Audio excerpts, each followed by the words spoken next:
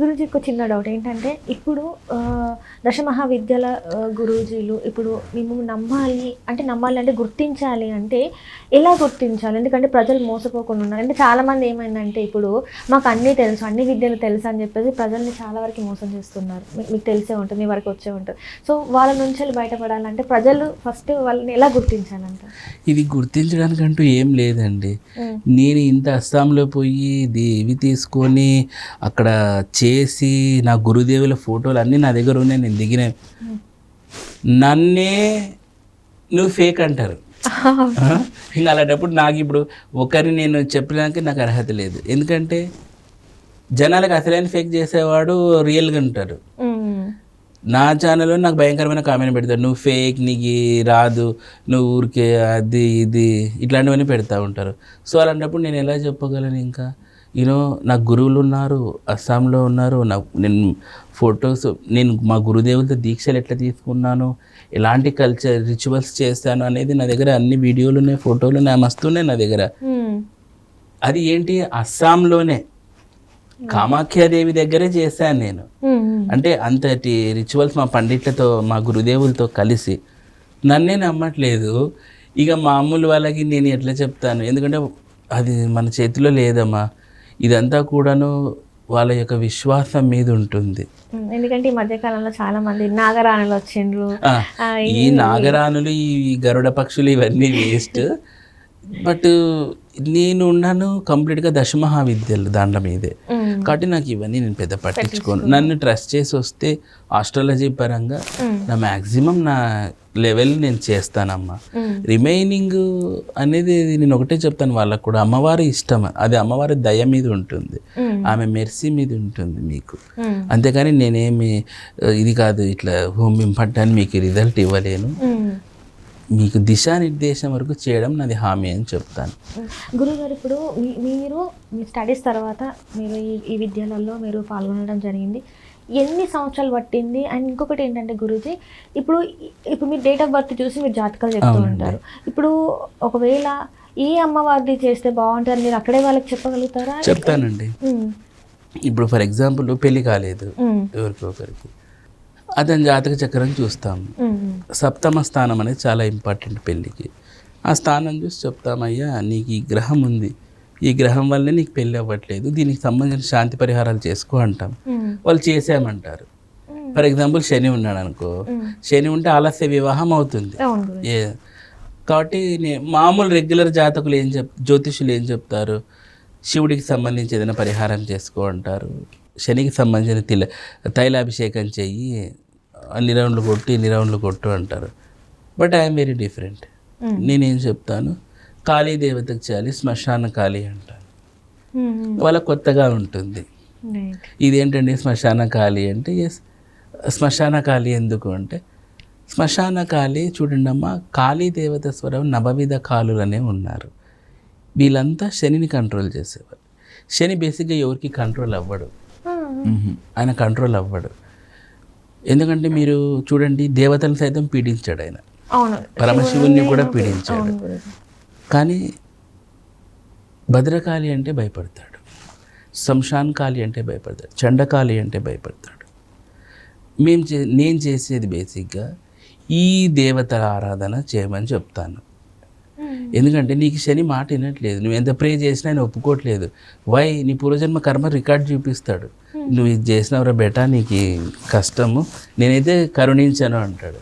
So కాబట్టి మీరు higher and గాడ్డెసెస్, especially వామతంత్ర గాడ్డెసెస్కి చెప్పడం ద్వారా వాళ్ళ కరుణ మీ మీద పడింది అనుకోండి, శని లేదు నువ్వు ఇవ్వాల్సినదే అని చెప్తారు అనేది నా యొక్క అజంప్షన్, నా అభిప్రాయం. అందుకని చెప్పి నేను ఈ హైయర్ అండ్ గాడెస్ని వాళ్ళకి రిఫర్ చేస్తాను. వాళ్ళు ఎలా చేసుకోవాలి గురూజీ, శంషాన్ కాళీ అంటే ఎట్లా, మాకు తెలుసు ఎక్కడ వరంగల్లోనే ఎక్కడ భద్రకాళి ఉన్నారు, అండ్ ఇక్కడ కూడా హైదరాబాద్లో కూడా శ్మశాన కాళీ అమ్మవారి టెంపుల్ ఉంది కదా గురూజీ. నాకు తెలియదండి, నాకు హైదరాబాద్ పెద్ద, నాకు తెలిసినది యూసఫ్ కూడా మీరు పెట్టు అంతే, నాకేం తెలియదు. ఐమాక్స్ అప్పుడప్పుడు వెళ్ళేవాడిని, నాకు పెద్ద తెలియదు. ఇంకా నిన్న కంప్లీట్గా నేను కామాఖ్య సరెండర్ అయిపోయాను. నేను అక్కడే ఇంకా అక్కడే వెళ్తే నెలకు 2 times 3 times వెళ్ళి వస్తూ ఉంటాను. నెలకి 2 times 2 times పక్కా వెళ్తాను. ఒకసారి నెలకు ఒకసారి వెళ్తాను, ఒకసారి 2 సార్లు వెళ్తాను. ఒకసారి వెళ్ళానంటే 20 days అక్కడే ఉంటాను. సో అలా ఉంటుంది నా ప్రోగ్రామ్. కాబట్టి నేను కంప్లీట్ అక్కడే ఇక్కడ నాకు తెలియదు పెద్దగా. మొన్న కూడా ఎవరో చెప్పారు ఇక్కడెక్కడో ఏదో అఘోరులకి సంబంధించిన ఏదో ఒక టెంపుల్ ఉన్నది అంటే నాకు తెలియదండి అని చెప్పారు. ఇదంతా పెద్ద కథలేండి. సో అలా శనిని కంట్రోల్ చేయాలంటే శ్మశాన్ ఖాళీ చేయండి అని చెప్తాను.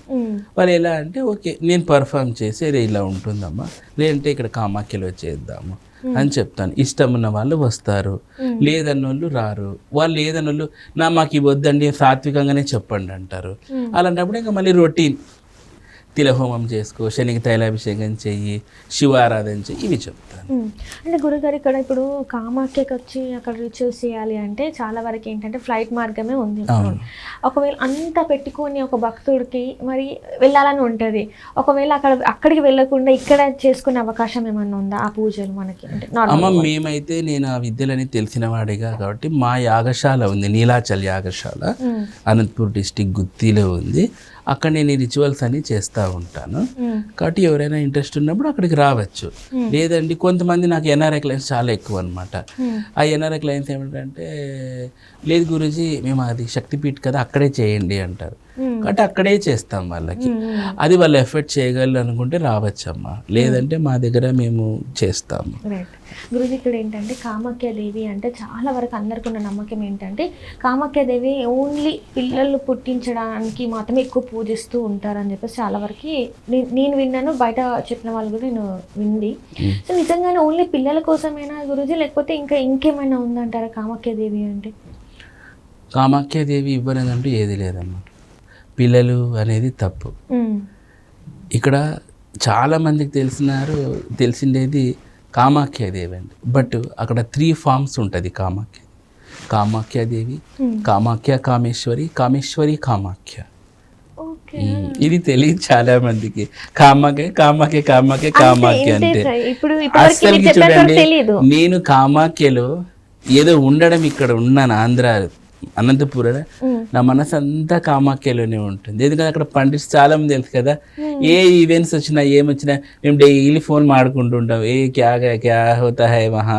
ఇక అమ్మవారికి మొన్న నేను వెళ్ళినప్పుడు లేటెస్ట్గా అంటే చాలాసార్లు వెళ్ళాను. ఒకసారి వెళ్ళినప్పుడు అమ్మవారికి పెళ్లి కూతురు చేస్తున్నారు అన్నమాట కామాఖ్యదేవికి. ఎట్లా చేస్తారంటే అమ్మవారి గోపురం ఉంటుంది కదా, గోపురానికి అంతా చందనం పట్టిస్తారు కింద నుంచి పై వరకు మొత్తం. మనకి ఇప్పుడు పెళ్లి కూతురు చేసేటప్పుడు ఎలా పసుపు వేయడం, అమ్మవారికి వాష్ చేయడం, మళ్ళీ చందనం పట్టిస్తారు అంత పెద్ద గుడికి గోపురానికి. మరి అంత చందనం పట్టిస్తారు, మళ్ళీ ఇస్తారు, మళ్ళీ కుంకుమ పట్టిస్తారు, మళ్ళీ ఇచ్చేస్తారు. అమ్మాయికి ఎట్లా రెడీ చేస్తారో అమ్మవారికి అట్లా రెడీ చేస్తారు అక్కడ. అంత ఈవెంట్స్ నాకు అప్డేట్ ఉంటాయి కామాఖ్య అంటే. మీరు అర్థం చేసుకోండి, కామాఖ్యతో నా అనుబంధం, అమ్మవారు నన్ను మార్చిన తీరు, ఓకే, ఇట్స్ మిరాక్యులస్.